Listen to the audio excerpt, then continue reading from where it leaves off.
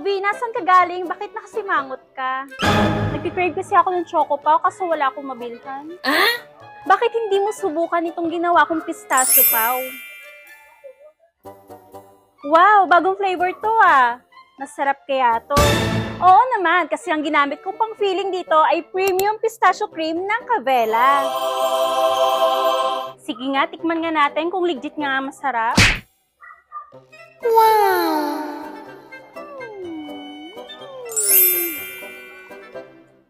Ang sarap naman ito. Bagay na bagay yung pistachio cream na gawing filling sa siopaw. Mapapa-craving satisfied ka talaga.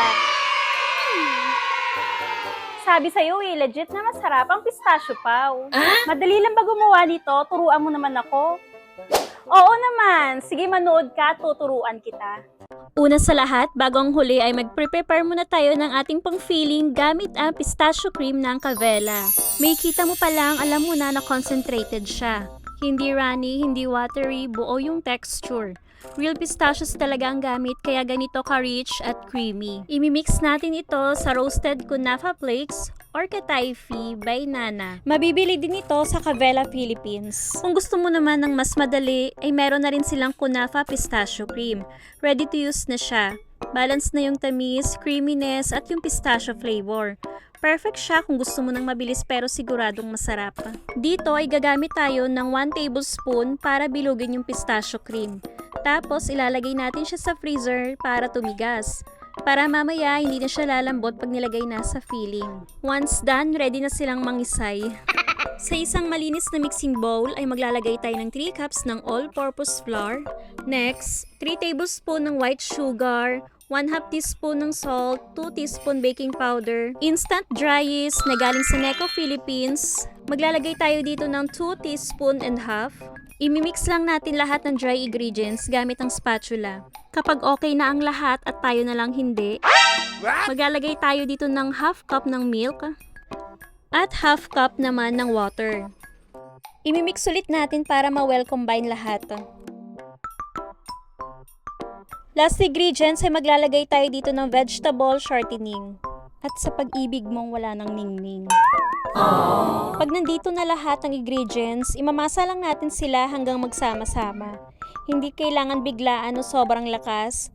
Dahan-dahan lang hanggang maging smooth yung dough. Gusto natin yung texture na malambot, hindi sobrang dikit sa kamay pero hindi rin matigas. Kapag ganito na yung itsura niya, alam mong ready na siya para sa filling mamaya. 730 grams nga yung nagawa nating dough. Hahatiin ko to sa dalawa kasi lalagyan ko ng color green yung kalahating dough mamaya.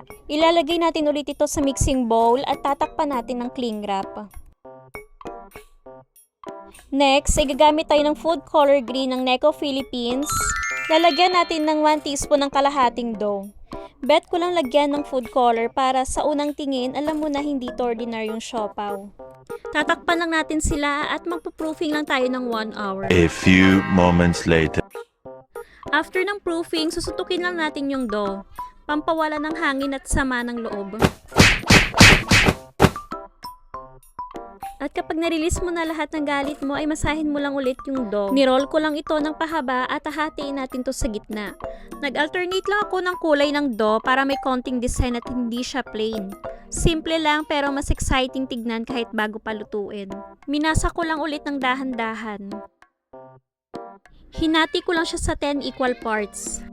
Pero syempre, kung ibebenta nyo na to, mas mabuti pa rin na gumamit ng grams para consistent yung size at quality ng bawat piraso. Dito nga, hindi ko na nga siya masyadong mabilog kasi masisira nga yung color niya. Ni-roll out ko nga lang dito yung gilid niya at yung sa gitna ay medyo makapal. I-sealed lang natin ng mabuti yung dough para mamaya hindi lalabas yung filling. Ilalagay na natin dito ang ginawa nating kunafa pistachio cream ng Cavella Philippines. At isi-sealed natin katulad ng ginagawa ko. Maglalagay lang tayo ng baking paper sa ilalim ng dough. Tatakpan lang natin sila ng kumot habang nagpapahinga. At pagkatapos nga nila mag-beauty rest, ay ready na sila sa steam spa. Sana all.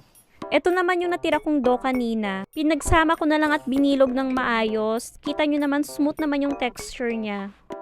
At ito na nga sila. Ilalagay na natin sila sa steamer at ready na silang magsana. Wow.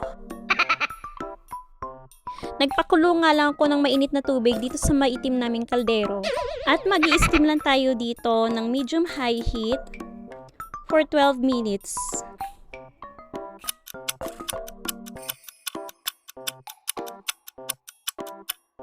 Ito na nga yung the moment of truth. Wow! At ito naman yung batch 2 na stinim ko. Yummy! Medyo hindi smooth yung outcome, at least hindi lumabas yung feeling natin. Kaya isi-sealed yun talaga mabuti yung dough nyo.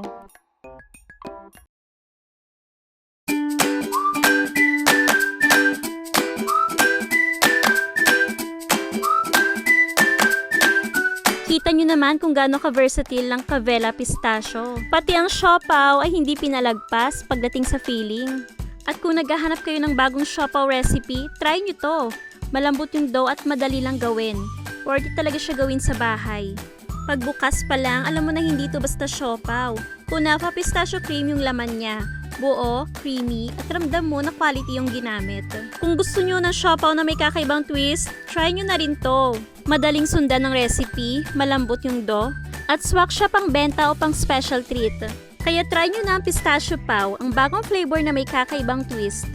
Gamit ang premium pistachio cream ng Cavella.